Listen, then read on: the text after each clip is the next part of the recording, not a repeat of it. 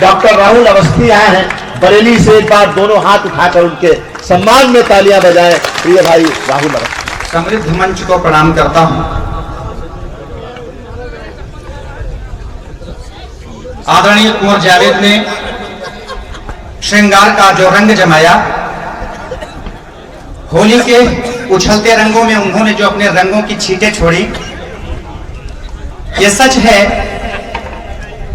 कि उनका मोल अनमोल है। लेकिन मैं 4 पंक्तियां आपके आंगन में पढ़ने का साहस उठाता हूं। पढ़ो, मस्ती से पढ़ो। श्रद्धेय वेदव्रत जी, मनुव्रत ने कुछ पंक्तियां पढ़ी। मनुव्रत उनकी रक्त परंपरा के लोग हैं, हम उनकी शब्द परंपरा के लोग हैं। वाह वाह वाह वाह। मैं इस मंच से पहली बार पढ़ रहा हूं, लखनऊ अवश्य आया हूं, लेकिन एक कोशिश करता हूं इस मंच से कि मैं आप तक अपने शब्दों के माध्यम से पहुंच सकूं। इस मंच का बहुत छोटा हस्ताक्षर हूं। आप सबके बीच में आपका भाई, आपका छोटा बेटा, आपका साथी राहुल अवस्थी के रूप में है। और आप ये सब जानते हैं कि जो घर का सबसे छोटा होता है उसको सबसे अधिक आशीर्वाद की आवश्यकता होती है। मैं इस मंच से कुछ पंक्तियां निवेदित करूं, इसके लिए मैं पूरे सदन से, जहां तक लोग दिख रहे हैं, बहुत छट गए हैं लोग, लेकिन जितने लोग हैं वे पर्याप्त हैं। कारण क्या है कि दूध जब जलता है 1 लीटर तो जलते जलते जलते जलते जलते जलते थोड़ा सा बचता है, लेकिन वो मावा दूध से भी कहीं ज्यादा कीमती होता है। आप वे लोग हैं। मैं 4 पंक्तियां आपके आंगन में पढ़ता हूं। उन शहीदों के सम्मान में जिन्होंने अपना रक्त दिया तो हमको आजादी की भोर मिली और हम रंगों से होली खेलने के लिए खड़े हुए। आइए उन शहीदों को प्रणाम करें 4 पंक्तियों के माध्यम से और आपकी चेतना को आमंत्रित करें। मैं एक बार आप सबसे पुनः अनुरोध करता हूं कि पूरा सदन अपने इस साथी और भाई को एक बार लोकतांत्रिक ढंग से आशीर्वाद देकर के काव्य पाठ की अनुमति दी। हाँ भैया, बहुत पढ़ो बहुत। राजेंद्र जी पढ़ता हूं कि पवित्र प्रणाम मेरा मातृभू की माटी को है, माटी पे लिखित तदवीरों को प्रणाम है। किसी ने कहा कि हम सबकी राष्ट्रभक्ति पाकिस्तान तक जाकर के रुक जाती है। मैं कोई पंक्ति ऐसी कहूं तो मुझे टोक दीजिएगा। मैं शहीदों को प्रणाम करके अपनी माटी की ही बात करूंगा, अपनी माटी की चाहे विसंगतियां हों या विडंबनाएं हों। शब्द सुनिएगा कि पवित्र प्रणाम मेरा मातृभू की माटी को है, माटी पर लिखित तदवीरों को प्रणाम है। देश की स्वतंत्रता के शानदार पृष्ठों पर खींची हुई काल की लकीरों को प्रणाम है। पीरों के समान आज मन में विराजमान वैसी तकदीरों वाली पीरों को प्रणाम है। और अगली पंक्ति निवेदित करता हूं, यह जिम्मेदारी आपकी बनती है मेरे साथ साथ कि मेरे स्वर में आप अपना स्वर मिलाइएगा कि पवित्र प्रणाम मेरा मातृभू की माटी को है, माटी पे लिखित तदवीरों को प्रणाम है। देश की स्वतंत्रता के शानदार पृष्ठों पर खींची हुई काल की लकीरों को प्रणाम है। पीरों के समान आज मन में विराजमान, पीरों के समान आज मन में विराजमान, पीरों के समान आज मन में विराजमान वैसी तकदीरों वाली पीरों को प्रणाम है। क्रांति की भवानी पे निसार दी जवानी ऐसे स्वाभिमानी बलिदानी वीरों को प्रणाम है। क्रांति की भवानी पे निसार दी जवानी ऐसे स्वाभिमानी बलिदानी वीरों को प्रणाम है। क्रांति की भवानी पे मिसाल दी जवानी ऐसे स्वाभिमानी बलिदानी वीरों को प्रणाम है। बलिदानियों के शीश जिसका आसन होते ऐसी महामानी महारानी है स्वतंत्रता। किसी भी देश की स्वतंत्रता का मूल्य शहीदों के शीशों से तोला जाता है। तब ये 4 पंक्तियां आपके आंगन में, राष्ट्रधर्मी आंगन में रखता हूं कि बलिदानियों के शीश जिसका आसन होते ऐसी महामानी महारानी है स्वतंत्रता। जिन्होंने कहा कि मैं मरूंगा मातृभूमि है तू, उनकी कसम की कहानी है स्वतंत्रता। कीमत कोई भी भले उनको चुकानी पड़ी, कीमत कोई भी भले उनको चुकानी पड़ी, कीमत कोई भी भले उनको चुकानी पड़ी देश में, परंतु जिन्हें लानी थी स्वतंत्रता। प्राण दे दिलाए ऐसे वीर बलिदानियों की हमें दान दी हुई निशानी है स्वतंत्रता। प्राण दे दिलाए ऐसे वीर बलिदानियों की हमें दान दी हुई निशानी है स्वतंत्रता। प्राण दे के लाए ऐसे वीर बलिदानियों की हमें दान दी हुई निशानी है स्वतंत्रता। और आदेश आदरणीय डॉक्टर सुनील जोगी साहब का कि काव्य पाठ करें, लेकिन उस माहौल में कोई काव्य पाठ क्या करेगा। एक दृश्य आपको दिल्ली तक दिखाता हूं, कहीं आपको लगे कि यह दृश्य अब आम हो चला है तो मैं पूरा आप सबका स्वागत बढ़िया कि कोई कवि कविता को कैसे पढ़ पाए, जब प्राणों में पीड़ाओं के पहाड़ पलने लगे, देश की दहकती सियासी खुदगर्जियों की भट्टियों पे आदमियतें उबलने लगे, हक हथियाने लगे, योग्यता का बेईमान हकदार बेबसी में हाथ मलने लगे। और एक चित्र आप तक रखता हूं, आप तक पहुंचाता हूं, आप सब व्यापारी हैं, आप सब लोग हैं, अगर वो दृश्य आपके जहन में कड़वाहट घोलता हो तो एक बार मुझे अपना समर्थन देना कि कोई कवि कविता को कैसे पढ़ पाए जब प्राणों में पीड़ाओं का पहाड़ पलने लगे, देश की दहकती सियासी खुदगर्जियों की भट्टियों पे आदमियतें उबलने लगे, हक हथियाने लगे, योग्यता का बेईमान हक हथियाने लगे, योग्यता का बेईमान हक हथियाने लगे, योग्यता का बेईमान हकदार बेबसी में हाथ मलने लगे, लोकतंत्र लूट तंत्र उठ जाए, संसद में गद्दियों के लिए गड्डियां उछलने लगे, लोकतंत्र लूट तंत्र उठ जाए, गद्दियों के लिए गड्डियां उछलने लगे, लोकतंत्र लूट तंत्र बन जाए, संसद में गड्डियां उछलने लगे। और जिस देश में ऐसा होता है वहां कहीं राज अटैक होता है और कहीं ताज अटैक होता है। हम बाहर से आने वाले आतंकवादियों को आतंकवादी कहते हैं, लेकिन जो देश को दीमक की तरह चाट जाने का काम करते हैं हम उन्हें आतंकवादी क्यों नहीं कहते। आप पूरे देश में जाते हैं, अपनी प्रतिभा का परचम लहराते हैं, लेकिन जब देश का कोई हिस्सा और वहां का कोई एक क्षुद्र व्यक्ति खड़ा होकर के कह दे कि यह देश केवल हमारा है, यह प्रदेश केवल हमारा है और यहां रहने का हक सिर्फ हमारा है, तब आपको क्या लगेगा। राज ठाकरे ने टिप्पणी की उत्तर भारत के लोगों के लिए, लखनऊ के लोगों सुना, पूरे उत्तर भारत के लिए एक चपाटा जो उसने मारा, मैं आप लोगों की ओर से जवाब की 4 पंक्तियां कहता हूं ऐसे लोगों के लिए, आतंकवादियों के लिए जो देश को दीमक की तरह चाट जाते हैं। 4 पंक्तियां कहने का साहस मैं जुटाता हूं, मन आप लोग देना, संबल आप लोग देना। हाँ भैया, कि मुंबई रही है जो कि महफिल अदब की, अदब सुनिएगा, कि मुंबई रही है जो कि महफिल अदब की गूंजी है, जहां से मौसीकी कला के जाप की, उस पे न जाने किस शाप की पड़ी है छाप, फसल उगी जो वहां अपराध पाप की। मुंबई रही है जो कि सूफियों फकीरों वाली, मुंबई रही है जो कि सूफियों फकीरों वाली, मुंबई रही है जो कि सूफियों फकीरों वाली, मुंबई रही है जो कि शिवा के प्रताप की। आपकी है आपकी है आपकी है आपकी है, मुंबई नहीं है राज ठाकरे के बाप की। आपकी है आपकी है आपकी है आपकी है, मुंबई नहीं है राज ठाकरे के बाप की। आपकी है आपकी है आपकी है, मुंबई नहीं है राज ठाकरे के बाप। 4 पंक्तियां और उठाता हूं आपके जहन में पहले से तैरती हूं। बिहार के लोगों ने एक समय में पूरे देश को मार्गदर्शन दिया था, लेकिन जब महाराष्ट्र के लोग पूरे राष्ट्र को कलंकित करने लगे, तब मैंने तैरती हुई 4 पंक्तियां आपके जहन से उठाई और आप तक ही पहुंचाने का प्रयास करता हूं। कि मन से ये कहा राज ठाकरे ने, आदित्य जी सुनिएगा, कि मन से ये कहा राज ठाकरे ने, उसने एक नवनिर्माण सेना बनाई, महाराष्ट्र नवनिर्माण सेना।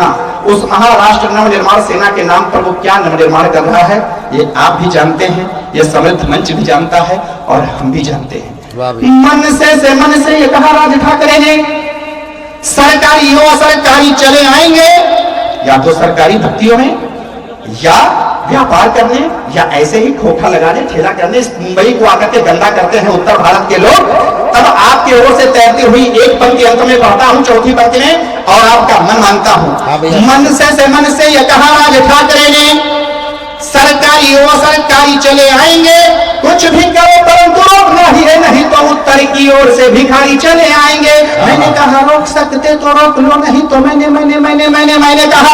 कहा रोक सकते तो रोक लो, नहीं तो मैंने कहा रोक सकते तो रोक लो, नहीं तो राम जी के नाम के पुजारी चले आएंगे। राधे राधे जपने पे भी लगा दो, क्योंकि राधे राधे जपो तो बिहारी चले आएंगे। राधे राधे जपने पे भी लगा दो, क्योंकि राधे राधे जपो तो बिहारी चले आएंगे। राधे राधे जपने पे भी लगा दो, राधे राधे जपो तो बिहारी चले आएंगे। वाह वाह वाह। 4 पंक्तियां और पढ़ता हूं, अपने काव्य पाठ को संक्षिप्त करता हूं।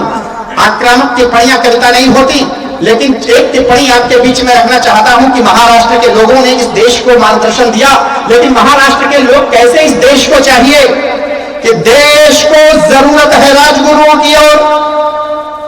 राजगुरु कहां के थे? देश को जरूरत है राजगुरुओं की ओर, देश को जरूरत है साई अवतारों की। साई बाबा कहां के थे? देश को जरूरत है राजगुरुओं की और देश को जरूरत है साई अवतारों की। देश को जरूरत है देशभक्त मराठों की, देश को जरूरत है जिया के दुलारों की, देश को जरूरत है लता के सुरों की और अगली अवधाली पढ़ता हूं। आपके जहन में वो दृश्य तैर जाए जो आप सबके दिल में बसता है।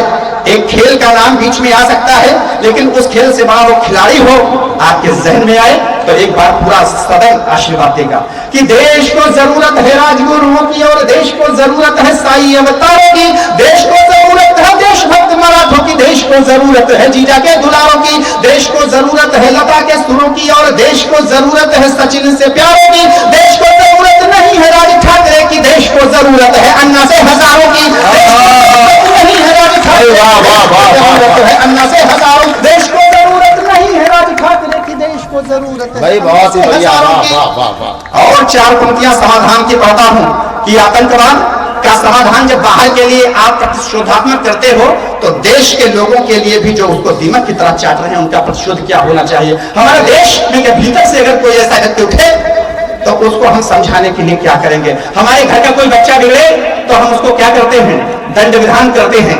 एक दंड विधान की अंतिम पंक्ति आपके बीच में पढ़ता हूं और अंतिम 12 पंक्तियां पढ़ता हूं आपके बीच में और अपना स्थान लेता हूं कि अलगाववाद से न मरते हजारों लोग। देश में अलगाववाद की आग में इतने लोग मर गए जितने की आतंकवाद में भी नहीं मरे, प्रत्यक्ष आतंकवाद में भी नहीं मरे। कहीं जातिवाद, कहीं क्षेत्रवाद, कहीं भाषावाद, कहीं संप्रदायवाद, हम कितने खंडों में बट गए आजादी के बाद। अलगाववाद से न मरते हजारों लोग, राष्ट्र सेवकों को नहीं शोक दिया जाता यदि भाषावाद, क्षेत्रवाद, जातिवाद से प्रपूर्ण विश्वधारा का प्रवाह रोक दिया जाता यदि गलती पे गलती न होती जाती रोज रोज। हम नेताओं को बहुत गाली देते रहे लेकिन हम ये चयन कभी नहीं कर पाए कि हमारा नेता कैसा होना चाहिए। अगर एक नेता की छवि आपके जहन में आ जाए तो एक बार पूरा सदन मुझे बताएगा कि वीर धीर तीर मीर पीर या फकीर हो तो रंग जंग के प्रसंग ढंग से विजेता हो, वीर धीर तीर मीर पीर या फकीर हो तो रंग जंग के प्रसंग ढंग से विजेता हो, लेता कुछ हो ना देता हो प्रदेय बिना स्वार्थ व्यग्र उग्र उग्र राष्ट्रवाद का प्रणेता हो, खून देके देश की स्वतंत्रता का क्रेता हो, विक्रेता नहीं राष्ट्र का प्रचेता युग चेता हो, भक्ति अनुरक्ति हो तो नेताजी सुभाष जैसी नेता हो तो नेताजी सुभाष जैसा नेता हो। वाह भाई वाह वाह वाह। हाँ भैया बहुत अच्छा।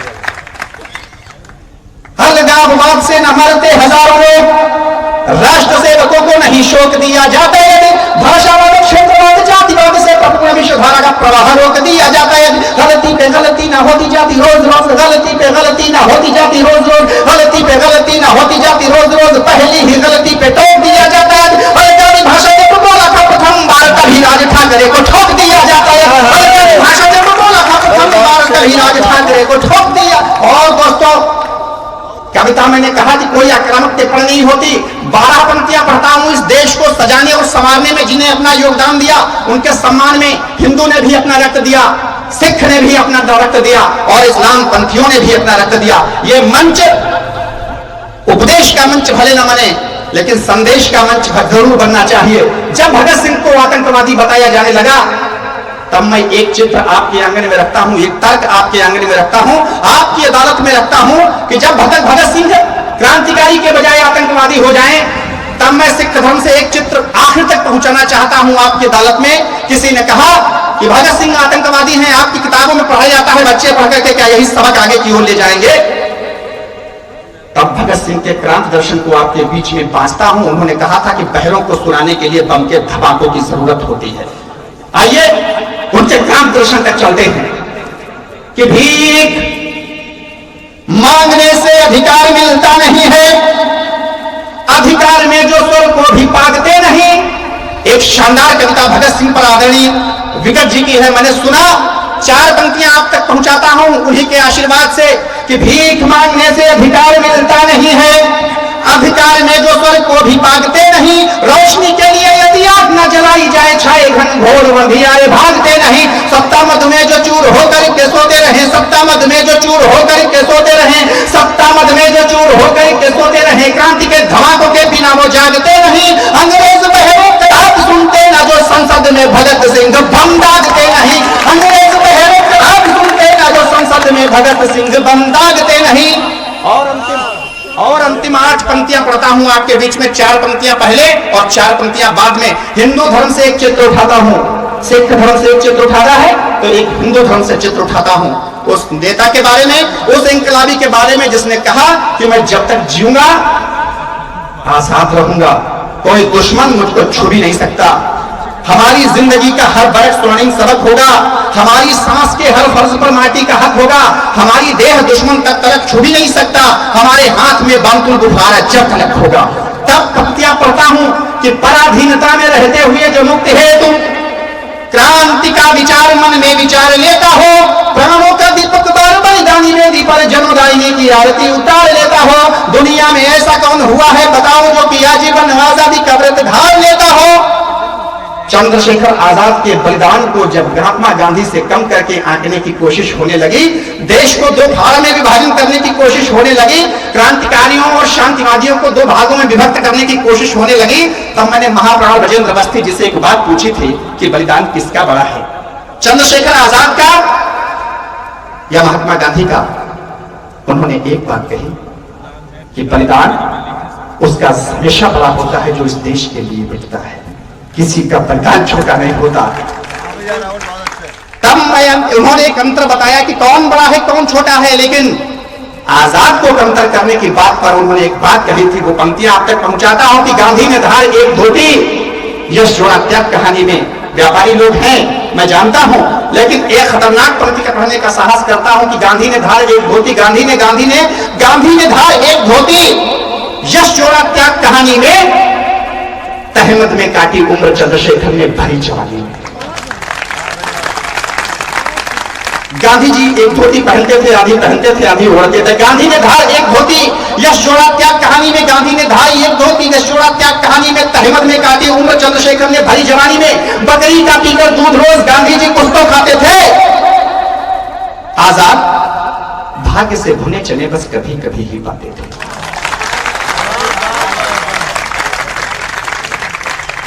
गांधी ने धार एक धोती, यश जोड़ा त्याग कहानी में, तहमत में काटी उम्र चंद्रशेखर ने भरी जवानी में। बकरी पे कापी कर दूध रोज गांधी जी कुछ तो खाते थे।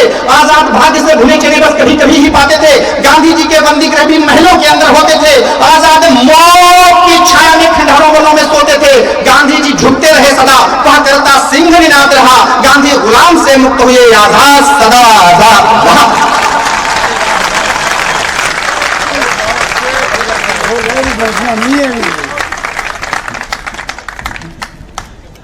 पराधीनता में रहते हुए जो मुक्ति है तुम, क्रांति का विचार मन में विचार लेता हो, प्राणों का दीपक बार बलिदानी वेदी पर जन्मदायिनी की आरती उतार लेता हो। दुनिया में ऐसा कौन हुआ है बताओ जो कि आजीवन आजादी का व्रत धार लेता हो। दुश्मनों के हाथों जिंदा पड़ने न पाए तभी कनपटी पे जो खुद गोली मार लेता हो। दुश्मनों के हाथों जिंदा पड़ने न पाए तभी कनपटी पे जो खुद गोली मार लेता। और अंतिम चार पंक्तियां पढ़ता हूं। लोग कहते हैं कि वीर रस की कविता केवल चीखने और चिल्लाने की कविता होती है, बहुत आरोप लगाए जाते हैं। श्रद्धेय वेदव्रत वाजपेयी जी बैठे हुए हैं जिनके चरणों में हम लोग बैठ करके कविता करना सीखते हैं। लेकिन दोस्तों, वीर रस अगर चीखने चिल्लाने तक सीमित हो जाएगा तो जिस दिन करुणा की आंख से एक दिन करुणा का आंसू बहने की कोशिश करेगा ना, तो वो भी गुनाह हो जाएगा। मैं चार पंक्तियां आपके आंगन में पढ़ता हूं। हिंदू धर्म से एक चित्र पढ़ा हूं, एक सिख धर्म से एक चित्र पढ़ा हूं, एक चित्र इस्लाम धर्म से उठाना चाहता हूं। बहुत कठिन काम है। एक बार आप पूरा सदन मुझको बताए कि मैं इस्लाम धर्म की चार पंक्तियां आपके आंगन में पढ़ूं। यह मंच सांप्रदायिक सौहार्द का मंच बने। हमारे पड़ोस में एक जिला है, बरेली से आता हूं, बरेली के पड़ोस में एक जिला है शाहजहांपुर। इतने शहादतें वहां से हुई कि उसको शहीद नगर कहा जाने लगा। काकोरी के आप जाते हो जब बरेली, तो काकोरी एक जगह पड़ती है, वहां के दो का दृष्टांत उठाता हूं। कहते हैं कि राम प्रसाद बिस्मिल और अशफाकुल्ला खां पक्के दोस्त थे। एक कट्टर आर्य समाजी और एक कट्टर पठान। दोनों क्रांति के मार्ग पे आगे बढ़े, दोनों ने योजनाएं बनाई, दोनों ने योजनाओं को अंजाम दिया, दोनों पकड़े गए, दोनों को सजाएं हुई और भी लोग साथ में थे। लेकिन दो का दृष्टांत आपके बीच में रखता हूं। कहते हैं कि जब फांसी की सजा हुई तो अशफाक की आंखों से कहीं आंसू छलक आए।